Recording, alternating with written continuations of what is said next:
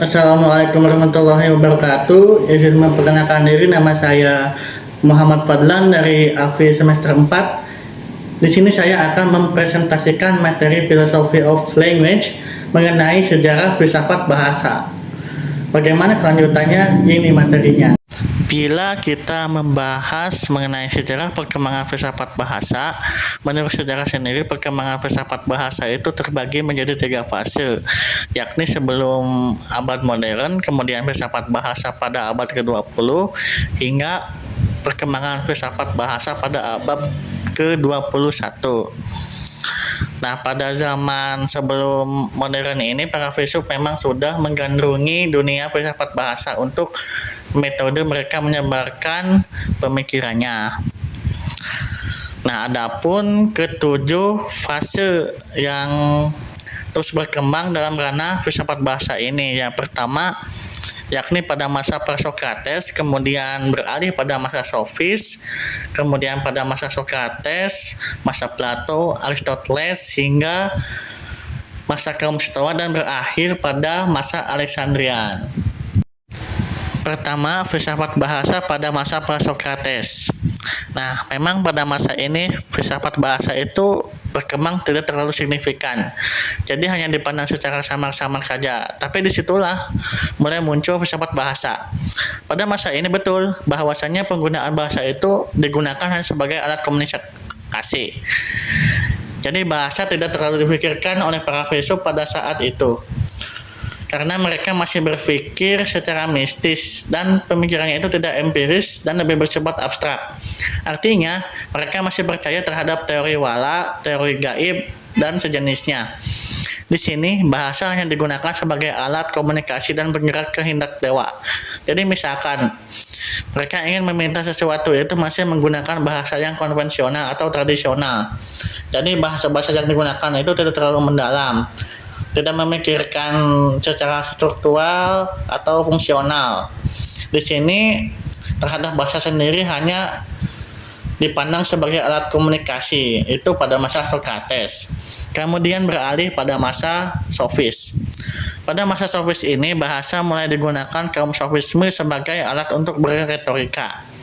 Nah, kaum sofisme ini dianggap sebagai kaum yang pandai atau terpandang karena mereka sangat lihai dalam membedakan gaya bahasa. Jadi ketika berretorika seperti apa, ketika berkomunikasi mereka berbicara dengan yang lain, pada saat ini bahasa sudah mulai dianggap penting oleh kaum sofisme untuk mendoktrin, kemudian untuk memberikan ajakan, mengajukan ajakan kepada orang agar mengikuti aliran tertentu, kemudian menunjukkan gagasan-gagasan kepada masyarakat sehingga bisa diterima karena mereka sudah jago dalam berpidato.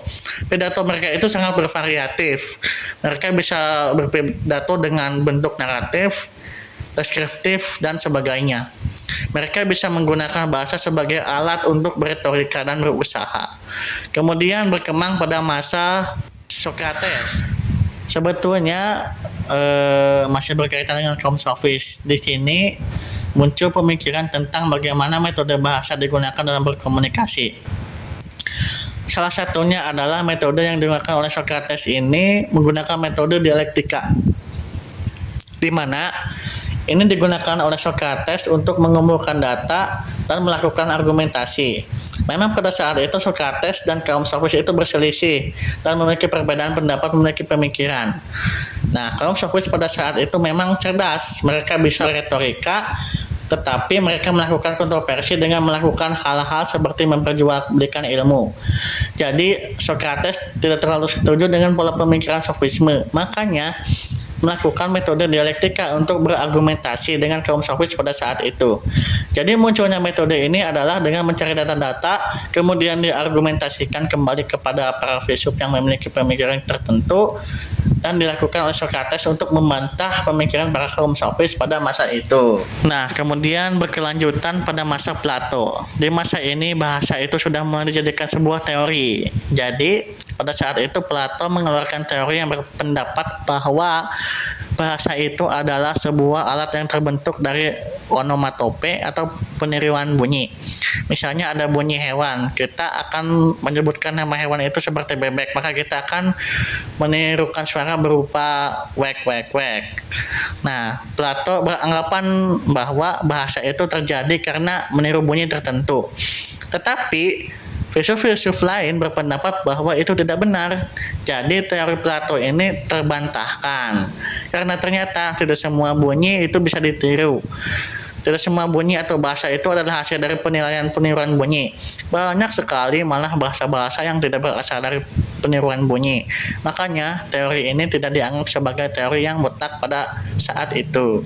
Nah, beralih ke masa Aristoteles.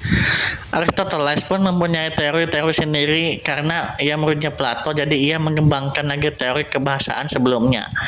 Salah satunya Aristoteles ini menyebutkan bahwa bahasa itu memang terjadi karena adanya fenomena-fenomena tertentu.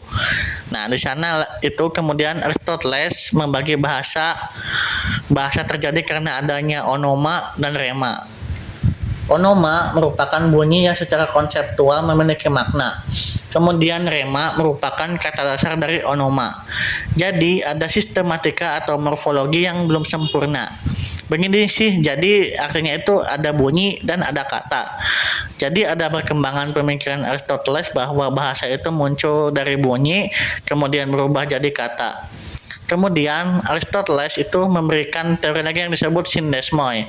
Sindesmoi ini merupakan salah satu bentuk kata hubung. Jadi dalam bahasa itu ada yang disebut dengan kata penghubung. Setelah itu mulai berkembang lagi di zaman kaum Stoa. Di sini malah lebih canggih lagi karena kaum Stoa itu mengklasifikasikan bahasa.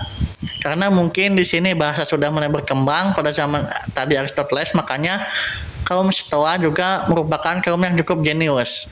Sosok pemikir yang berpikir komprehensif. Nah, pada zaman kaum Stoa ini bahasa mulai dilihat aspek-aspeknya dengan melihat tanda dan simbol, melihat matanya dan juga melihat situasi. Jadi ini kalau secara tidak langsung di dalam kaum Stoa itu lebih melihat secara sistematis dan juga secara pragmatis. Bagaimana bahasa itu bisa digunakan di masyarakat untuk berkomunikasi sebagai tanda atau simbol yang memiliki makna dan memiliki situasi dan konteks. Kemudian pada zaman Stoa ini pun ada istilah-istilah bahasa baru yang dikeluarkan. Kemudian berkembang masa Alexandrian. Kaum Alexandrian merupakan kaum yang melanjutkan hasil dari pemikiran kaum Stoa. Hasil pemikiran kaum Alexandrian ini menghasilkan karya-karya tulisan yang dapat digunakan sebagai bahan acuan dalam penggunaan bahasa. Kaum Alexandrian menyusun hukum-hukum kebahasaan dan menyusun pola kebahasaan sebagaimana yang telah dilakukan oleh kaum Stoa pada akhir abad kedua sebelum Masehi. Kaum Alexandrian telah membuat sebuah buku yang menjadi sumber tata bahasa. Sekarang beralih pada perkembangan filsafat bahasa pada abad ke-20. Pada perkembangannya di abad ke-20 ini, filsafat bahasa mengalami puncaknya dengan memunculkan keilmuan-keilmuan yang lebih spesifik dan beragam. Seperti munculnya tokoh-tokoh ilmuwan bahasa yang memperkenalkan keilmuan bahasa yang lebih beragam. Beberapa keilmuan yang sangat terkenal pada perkembangan keilmuan bahasa adalah seperti Noam Chomsky yang memperkenalkan tata bahasa generatif, kemudian ada Grice dan Quine yang memperkenalkan teori makna dalam kebahasaan, dan ada Davidson yang memperkenalkan struktur semantik dalam bahasa. Pada abad inilah filsafat bahasa yang tadinya hanya berkutat pada bagaimana bahasa digunakan sebagai alat untuk menggambarkan filsafat menjadi bahasa yang berubah sebagai sebuah ilmu khusus yang jika diamati ternyata banyak sekali fenomena yang dapat digali dari bahasa itu sendiri. Nah, sedangkan perkembangan filsafat pada abad 21 ini, bahasa sudah sangat berkembang dan sudah banyak tumbuh menjadi teori-teori di bidang kebahasaan. Filsafat bahasa itu sangat penting pada perkembangan bahasa karena filsafat bahasa adalah pengetahuan dan penyelidikan dengan akan mengenai hakikat bahasa, sebab asal hukumnya. Jadi, pengetahuan dan penyelidikan terfokus kepada hakikat bahasa. Juga di sana sudah termasuk perkembangannya, sebab ada asal mula bahasa, pada dasarnya perkembangan aliran filsafat analitika bahasa yang meliputi 3 pokok aliran, yakni aliran atomisme logis, positivisme logis, juga ada aliran filsafat bahasa biasa.